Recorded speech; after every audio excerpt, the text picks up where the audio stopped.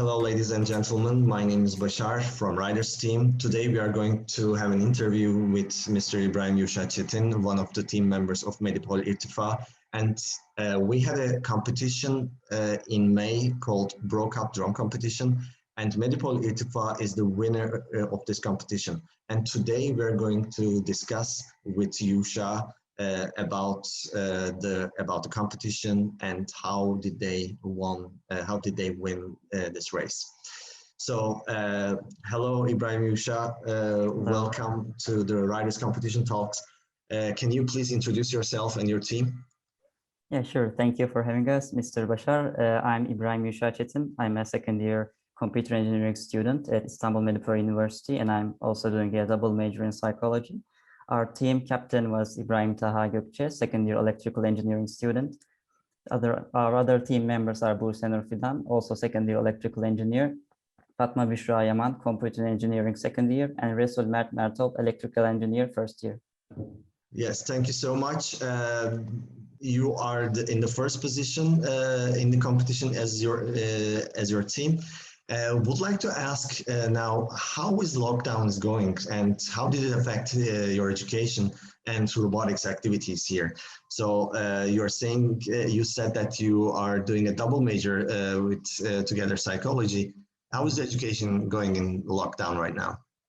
Well, in my fields, which are computer engineering and psychology, I don't think there's a big difference in terms of the quality of lectures or effectiveness of lectures. Right. The real difficulty, I believe, is in the fact that we are always sedentary in the same room in isolation. Well, how much isolation affects you depends on your personality. And I personally don't think it's very hard on me, but what I find the most difficult about this whole quarantine and isolation thing is that we are not together with our classmates, so we can't discuss together, study together, and practicing studying from the same room every day. It gets a little depressing sometimes. I can't say it's too inefficient, but sometimes it gets a little difficult, but it's not too much of a problem for me. And how about the robotics activities? Is that going well, or do you attend to some competitions, except riders, I mean? Yeah, well, we were already preparing to attend Technofest this year. So in terms of robotic competition, it's been a difficult year. We already had the task divisions, so everyone had their share of work. So we're now obviously working from home. Yeah. We have bi-weekly meetings online where we discuss our progress. We used to have these meetings face-to-face at school, but unfortunately these days we can't do it. So obviously we are building drones, so there has to be some physical parts. So in order to assemble those parts, we occasionally meet up at the school to bring those together and, sometimes print things, sometimes assemble things. But aside from that, these days, actually, most of the work is focused on the software side of the drone. So it's a little easier to work from home because there isn't much need for being in the same place, at the same physical place. So right these days, in the last few months, we've been studying easily from home. We put the code together in the end. It's going fairly well so far, and I hope things will go smoothly.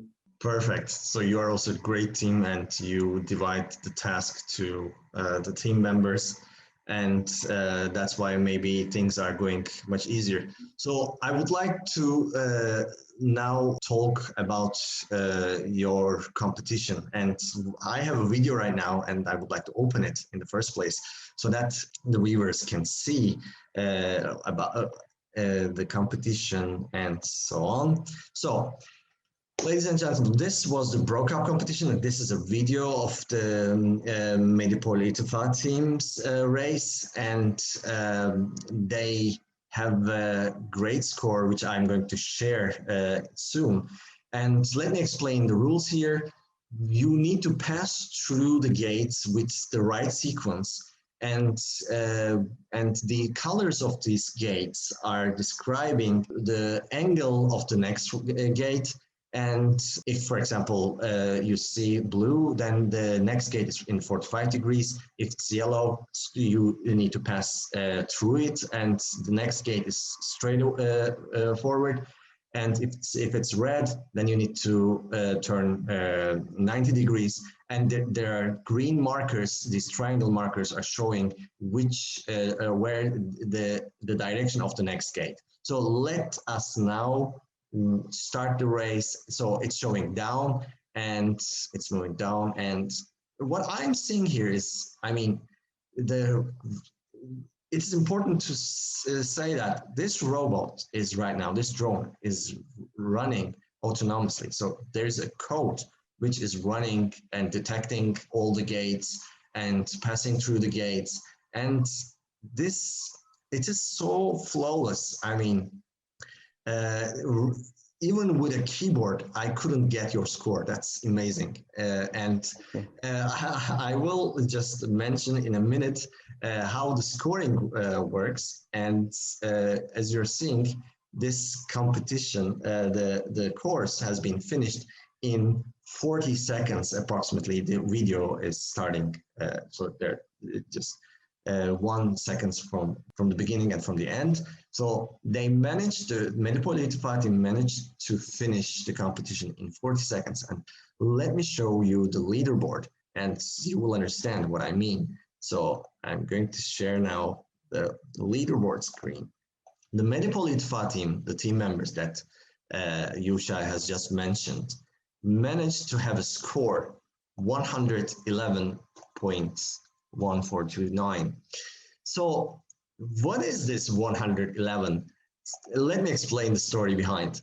So when we have created this race, this competition, we have plugged a keyboard controller so that we can control it with the keyboard, because developing an algorithm which is as fast as possible is in a short period of time was impossible. So, and we played and played with the keyboard, and we managed to finish the track in 45 seconds with our best keyboard players here. We managed 45, and then we said, okay, an autonomous algorithm may not be good as a human. So it's so unlikely. So that's why we said, okay, whoever finished the course in 50 seconds and passing through the gates in the right way with the right sequence will get 100. But apparently our scoring algorithm is wrong because someone managed to finish it much in a better time. So Medipol İrtifa team managed to finish it in 40 seconds and win a score 111. So we are going to change now our scoring algorithm because of you, that we are going to put the number, put your score level to 100. So which we are going to change the course, but we are going to play with the keyboard. And then we say, hey, an autonomous algorithm will be better than us. So that's why we are going to change it. So congratulations. So that's a great score, really. I mean, with a keyboard, we couldn't get the first position. So that's great. Can you tell me about your experience? In the first place, I would like to ask, how did you hear about Riders in the first place? And how did you attend to this competition? Well, my teammates and I first about Riders when we actually applied to the Brocup tournament.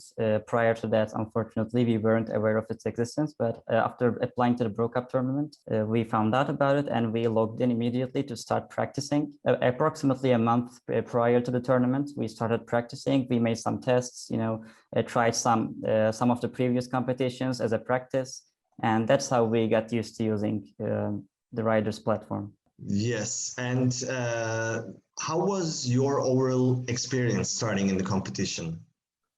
Well, it was a very fun weekend. It was very hectic, very tiring. It was sometimes stressful, sometimes very enjoyable.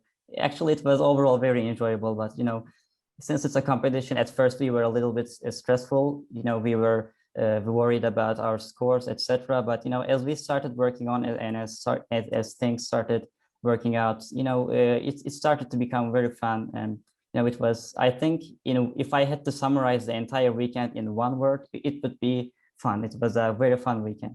That's great. That's great to hear. So you had approximately 3 days, right, for the competition? 2 days, right. It's even 1.5 days. So, and you just entered into a competition, which is online.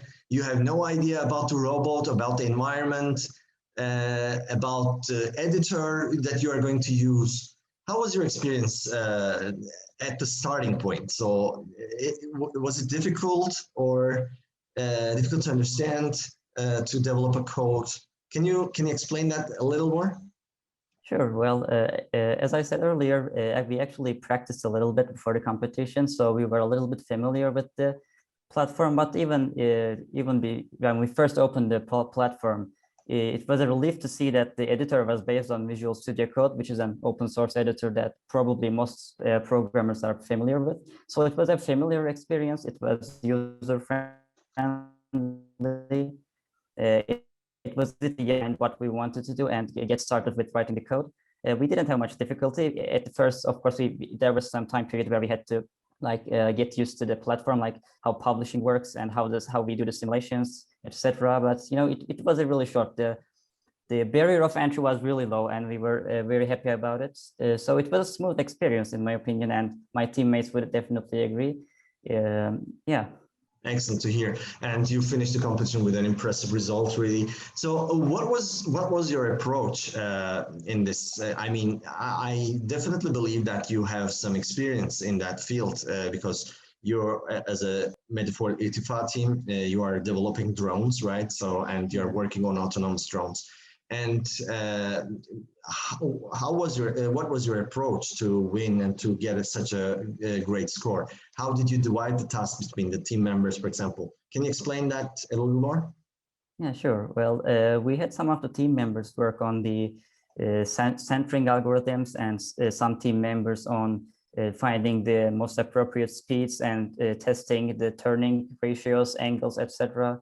And well, the first approach we had was to obviously find where the next target is, because you need to know where to go. But then we realized that to do that, especially after turning, like at yellow gate, it's not a big problem because you're just going straight, so it's not a problem. But after each turn, the drone has to spend a little time turning around so that it can face the next gate. But after that, it needs to center itself. So we realized that spending all the time trying to center the drone takes too much time. Like, obviously you have to do the turning a little bit, right. But we realized that if we only just turn the drone in the rough direction and make a centering algorithm that takes care of the adjustments on the way, so that way we wouldn't have to spend so much time waiting and trying to find the path, the position of the next gate, the next target.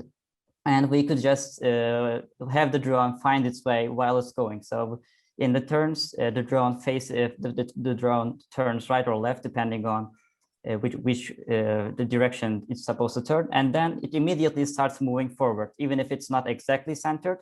And it finds the center while it's on the way, and it centers itself while moving. This way, it actually saves a lot of time. Right. And another thing we did is that we realized that we don't have to stop for turning. Obviously, yellow gates are obvious because the next gate will be directly ahead. So you don't have to stop and wait for any moment.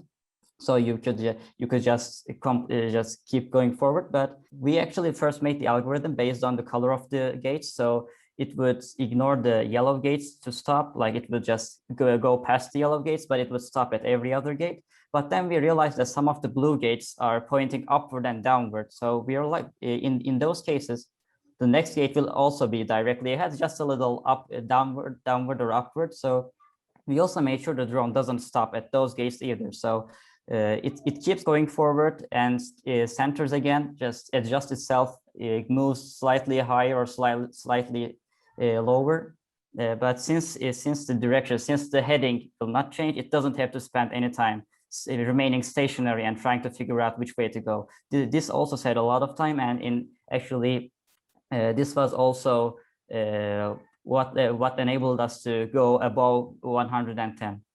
I think that's a great approach, by the way, because on the other contestants, what we saw, they all the time stops after passing through one gate, and then they're searching the next gate. But what you have done is you adjust your angle of the drone to the right angle, and then just you adjust your position on the way, and so you manage to finish the course by not stopping at all. So you don't have a pause or stopping point. It is flawlessly it's going through the gates. That's a great approach. Congratulations for that, definitely. And so that's why I think you managed to have the first position. So we are going to have other competitions, and I hope I would like to see your team together in the next competitions. What I would like to ask here, would you as you might know, we have a league. We have a drone competition league right now. Do you think you will spend some time on this activity? Can you tell about? Have you ever had a time to check about the drone competition league, and how was your experience? And can you just tell us some advices so that we can improve that? Well, personally, I think if you join a league and compete alone, it wouldn't be as much fun. So I don't think I would be competing alone in the leagues. But if there were team options in the leagues, it would be great, because we had a lot of fun as a team because we were working together. Right. So, and we would like to keep attending competitions like this as a team. So it would be great to have an option to join the league, compete in the leagues as a team as well. So we would like to actually compete in competitions like that. That's a great feedback. Thank you so much. And we are working also on this, and we are going to open a team-oriented league where the attendees will be team members and teams. And we are developing right now the infrastructure for that, and we will definitely let you know once we have that feature. I 100% agree with a team, with your team members working together and collaborating is much more fun than just working alone on something. So this is also something in the university life, right? So would like to ask something about the real competitions and the virtual ones. So the real competitions are you need to go to that competition, and there are some location barriers. Sometimes there are international competitions, and you need to fly there. You need to build a robot. Sometimes you need to assemble the test environment, and you should test. All these requires budget, and all these requires maybe some investment and so on. On the virtual competitions, though, there are definitely costs from the providers, because these simulations are running on the cloud, so that we are providing the same infrastructure, etc. So, and we are trying to make it as wide as possible. In that sense, because you are investing some budget for real competitions, once you have the opportunity, I would like to ask if you would also invest some budget for virtual competitions in that sense. Is that possible from your team and from your end? I'm not sure, because while these competitions are fun, actually, I think most of the time the tournament organizers usually cover those costs. So I'm not sure if sparing a budget would be necessary, because when we apply for the tournaments, I think there's sometimes there's an entry fee, and all the costs are included in the fee. So of course, whenever we attend a competition, we accept to pay the fee. So I don't think an additional budget would be necessary, or if it was, maybe it could be useful, or it could be beneficial to spare it. But it really depends on the competition, the prizes, or the amount of publicity our team can get. So it depends on a lot of factors. So it's hard to say an absolute answer, give an absolute answer, but I believe if the conditions are right, if another opportunity like the Brocup tournament pops up, I think sparing a budget could be beneficial. So you're saying if we have a virtual competition organization worldwide, for example, you are saying that you can spare some budget for an entrance fee? Yes, of course. And yeah. All right, thank you so much, Yuşa. And would like to ask now about the physical robotics competitions you maybe attended. So, and would like to ask your experience and want to have a comparison in that sense. Have you ever joined physical competitions in the past? And if you did, what sort of challenges these competitions have? And what was the easier point with an online competition? Well, we haven't joined one, but we have been preparing for Technofest for over a year. So the biggest, I think the biggest advantage in having an online simulation platform is that you get infinite tries. Like you don't have to worry about damaging the equipment. Like in real life drone tests, it's sometimes an issue because the test might go wrong and you might run into some accidents and you might damage the equipment, which is usually expensive.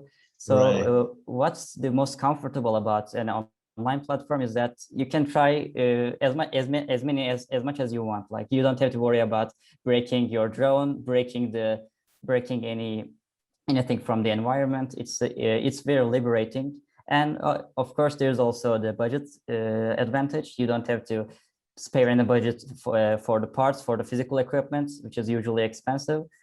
So those two, I think, are the biggest strengths of having an online platform. In real life, of course, you also need to physically visit the competition place, and sometimes it might be in another country or maybe in a faraway city. So travel costs also add up to that. So an online competition is also beneficial in that. Advantageous in that if anybody from anywhere in the world can fairly compete. Right. That's a great point. I remember when you prepare for the competition with the real robots, and in the last minute, your sensor starts not working, and all competitions in danger. Yes, these are the things that we all experienced in the past, actually. And in an online competition, as you are saying, yes, there's this location barriers or this damage issues are not in consideration at all. But they might, and we can have such things as well in the future. And where I would like to ask to you, do you have any suggestions to make riders competitions more fun and interesting? For example, what other features will be nice to have in riders? And is there anything you would like to see in the future as a type of competition? And we can talk about the drones, for example. Can you give some advice to us? Yeah, well, actually having a real-time multiplayer competition would be very interesting, where multiple drones start and run at the same time. The simulation runs all of them at the same time, and we see them compete, go against each other. I think that would be very fun. And also, if we were able to design the drone, the physical design, I mean, the simulated physical design of the drone ourselves, I think there we could see some interesting designs, some innovative, some original designs, and it could be more interesting. And also, I think some additional categories like fixed wing aircrafts would be nice. Like currently, I think we have rotary wing drones and line following robots. I think fixed wing aircraft would also be a nice addition. Okay, thank you so much. Would like to give you some good news in this. So we are going to open the multiplayer category very, very soon, so that the drones will have competitions in multiplayer way. We call it multi-agent way, actually, because the code is autonomous, and so. Yeah. both drones will fly with an autonomous code. Yeah. So this is, you don't have any interaction at the play, during the play, but these are running at the same time in a multi-agent way. And of course, for the autonomous algorithms, this multiplayer or multi-agent issue is another disturbance, because you don't know what this next agent is going to do. So you need to calculate also all the possibilities. So it's like something like real life. And as next, would like to give you another good news, where we're working on designing and developing your own robots, so that you can, beside developing your algorithm, you will have the opportunity to design the robot and define the torque of the motors and the power of the motors and the wings and so on. And with that, we will have a more open-ended question, actually. And this will be, I think, more closer into the real competitions, right? What do you think about that? Yeah, that's great news. Yeah, and I will definitely let you know once we have this sort of competition, and we're working on it. So you are a very experienced, I would say, engineer, and you are having great scores in such competitions. And I would like to ask to you, for those who are interested in starting to learn robotics, do you have any suggestions for them? How should they start? And how is the way to be the winner of such competitions? Can you explain that a little? Well, I think the most important factors are patience and perseverance, because during robotic development, or actually any form of engineering projects, you make so many mistakes and you run into so many errors. You feel like giving up so many times. You start doubting your own skills, like you reconsider your career choices, yeah. But I think the most important thing is having patience, because when you work hard and keep on it, just don't give up, things work out in the end. But it's usually hard to see the light at the end of the tunnel. It's a little hard to see sometimes. It gets depressing sometimes, but in the end, I think it's always worth it.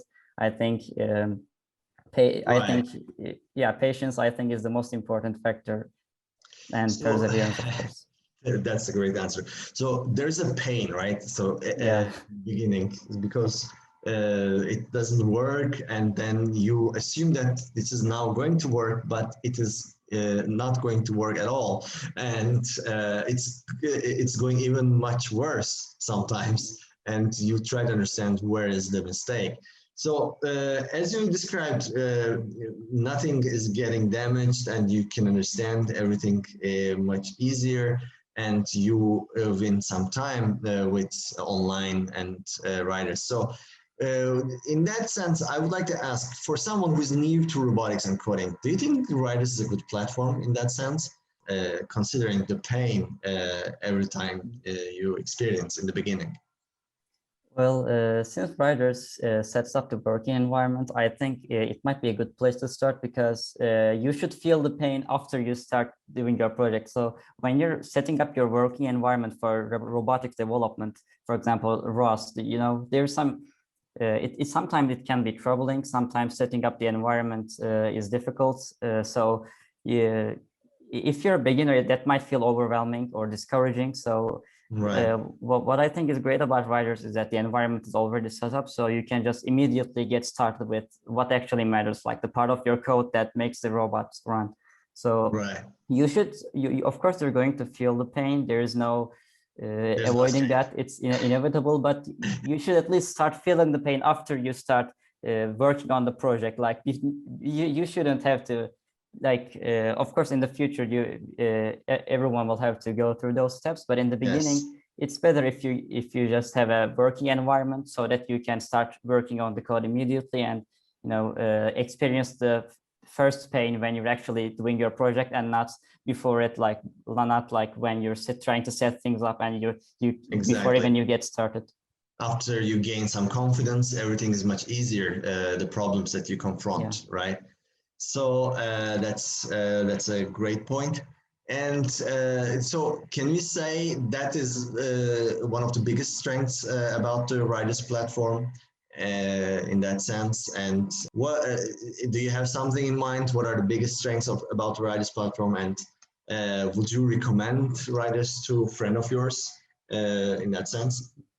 Yeah, if a friend asked me for some tips on getting started with robotics, I would surely tell them to give Riders a try.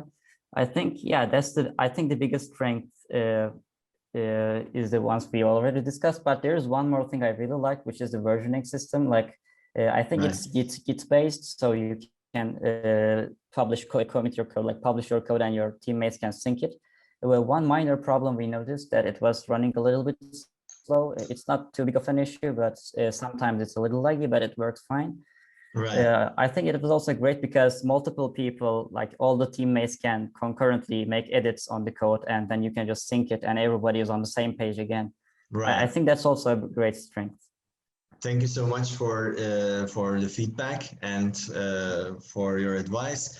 That's correct. It's let me explain all of the stuff from the beginning. So as you're saying, the setup environment is already set up. Do you know where the name of Riders is coming from? No. What is the Riders is an abbreviation for, in the first place, RIDE. RIDE is robotics IDE. What we're trying to provide is an IDE to the robotics developers, where they have everything they need. So that's the name of RIDE. And then the Riders is the community who's using RIDE actually. So this is our approach, and this is our what we are trying to accomplish in that sense. And that's why we realized that the team members working on a robotics project are requesting they need to sync their code continuously. And so that's why we developed this feature, syncing between the team members, the code, so that you can merge your code to together with your team and create optimum code and project for your robotics competition, for example, or for your robot. This is a very new feature, and there are some things which are, for example, a little slow right now, but we are going to improve and finalize it in a very short period of time.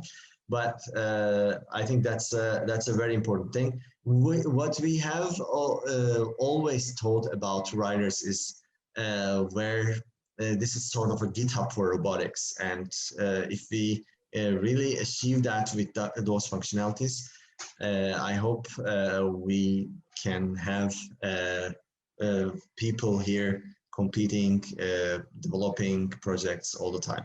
Yeah, so that was a great interview. Thank you so much for your attendance, and thank you for having us, for participating here. And I hope to see you in other competitions, in other organizations, this time international ones as well.